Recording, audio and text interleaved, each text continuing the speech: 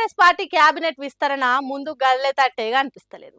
6 కొత్త మంత్రులు రాబోతున్నారు అన్నారు గాని కనీసం 3 కూడా రాలేదు. మంత్రి పదవి కోసం ఎమ్మెల్యేలు ఢిల్లీ బాట పడుతున్నారు. హాగో అది సర్కారుకు మంచిది కాదని ఊకున్నారు కావచ్చు పార్టీ పెద్దలు. విస్తరణ ఆపిండ్రు కానీ పదవి కావాలనుకున్నోళ్ళు మాత్రం ప్రయత్నం ఆపుతలేరు. దర్వాజాకు దగ్గరున్న తేనె తెట్టెను తీసినా తీయకున్న బాధే అన్నట్టున్నదట కాంగ్రెస్ పార్టీ మంత్రివర్గ విస్తరణ తీరు. ప్రతి ఒక్క ఎమ్మెల్యే పదవి కోసం పోటీ పడుతున్నారు. మంత్రి పదవి ఒకరికిస్తే ఇంకొకరు అలుగుతారు. కొందరు పార్టీ నీడ్చి కూడా పోతారు. అనుకున్నారో ఏమో మంత్రివర్గ విస్తరణ మాటే ఎత్తుతలేరు కాంగ్రెస్ పార్టీలు. కానీ ఎమ్మెల్యే మల్రెడ్డి రంగారెడ్డి మాత్రం ఊకుంటలేడు. రంగారెడ్డి జిల్లా నుంచి ఒక్కలకు కూడా మంత్రిగా లేరు. ఎందుకు మా జిల్లాను తక్కువ చేసి చూస్తున్నారు, మాకెందుకు మంత్రి పదవి ఇస్తలేరు అని గట్టిగానే కొట్లాడుతున్నాడు. ఉత్త కొట్లావిడే కాదు, జిల్లాకు మంత్రి పదవి రానికే రాజీనామా అయినా చేస్తా అంటుండు. రెడ్డిలకు రావులకు మంత్రి పదవి ఇయ్యం, వెనుకబడ్డ కులాలకే మంత్రి పదవి ఇస్తాం అంటే చెప్పుండ్రి. నేను రాజీనామా చేసి మీరు మంత్రి పదవి ఎవరికి ఇస్తారో చెప్పుండ్రి, అదే కులపోలను గెలిపిస్తా, అప్పుడన్నా మంత్రి పదవి ఇయ్యుండ్రి అన్నట్టు సొంత పార్టీ మీద ఫైటింగ్ చేస్తుండు. కాంగ్రెస్ సీనియర్ లీడర్ జానారెడ్డితోని కూడా అధిష్టానానికి లేఖ రాయించిండట. అంతేకాదు ఢిల్లీకి పోయి పెద్దలను కలిసిండట. వీళ్ళ సంగతి ఇట్లుంటే అసెంబ్లీ స్పీకర్ గడ్డం ప్రసాద్ కుమార్ కూడా మంత్రి పదవి కావాలని కోరుకుంటుండట. జిల్లాలో ఉన్న 14 ఎమ్మెల్యే సీట్లల్లో 4 గెలిచింది కాంగ్రెస్ పార్టీ. దాంట్లో 3 రెడ్లే ఉన్నారు. ఒక్క గడ్డం ప్రసాద్ కుమార్ మాత్రమే ఎస్సీ సామాజిక వర్గం. హగో అందుకే పదవి పొందే ప్రయత్నం చేస్తున్నాడట.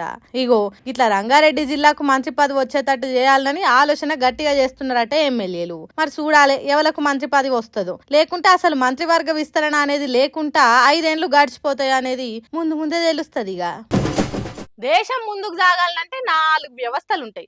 1 న్యాయ వ్యవస్థ, 2 చట్ట సభలు, 3 పరిపాలన వ్యవస్థ, 4 మీడియా. ఈ 4 దేని పని సక్రమంగా చేస్తే ఏ తక్లీఫ్ లేకుంటుంటది. దీంట్లో ఏ ఒక్క వ్యవస్థ తప్పు చేసినా కడమ 3 దాన్ని సరి చేస్తాయి. అట్లా అని ఒక్కదాని పనిలో ఇంకోటి ఏలు పెట్టి చెడగొట్టొద్దు. ఇదే దేశంలో నడుస్తున్న కానూన్. కానీ తెలంగాణ సీఎం ఆ రూల్ పాటిస్తలేడట. ఆ ముచ్చటేందో ఈనుండ్రి.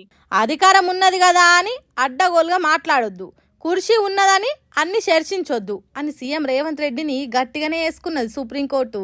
పార్టీ మారిన ఎమ్మెల్యేల పదవి ఉంటుందా పోతుందా అనే కేసు కోర్టులో నడుస్తుంటే అసెంబ్లీలో రేవంత్ రెడ్డి అసలు ఏం కాదు, పార్టీ మారినోళ్ళ పదవులు ఏడికి పోవు అని బల్ల గుద్దినట్టు చెప్పిండు. దాని మీద సుప్రీంకోర్టు అట్లా మాట్లాడే హక్కు నీకెక్కడిది, వాళ్ళ పదవి ఉంటుందా పోతుందా, ఉప ఎన్నికలు వస్తాయా రావా అనేది నువ్వు చెప్తే ఇక కోర్టులెందుకు? మేము పార్లమెంట్లల్లో అసెంబ్లీలా ఎమ్మెల్యేలు ఎంపీలు మాట్లాడే మాటల మీద కోర్టులు ఏమైనా కామెంట్ చేస్తున్నాయా? ఎవరి పరిధిలో వాళ్ళు ఉంటేనే కదా అంత సజావుగా నడిచేది.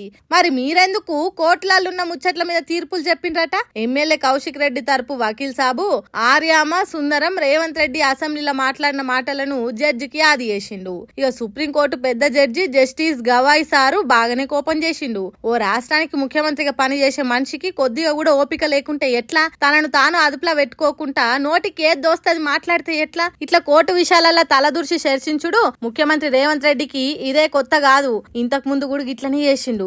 ఎవరు మందలిస్తలేరు కదా అని, ఎవరు ఏమంటలేరు కదా అని మళ్ళా అట్లనే మాట్లాడితే ఎట్లా అన్నట్టు అని మందలించింది కోర్టు.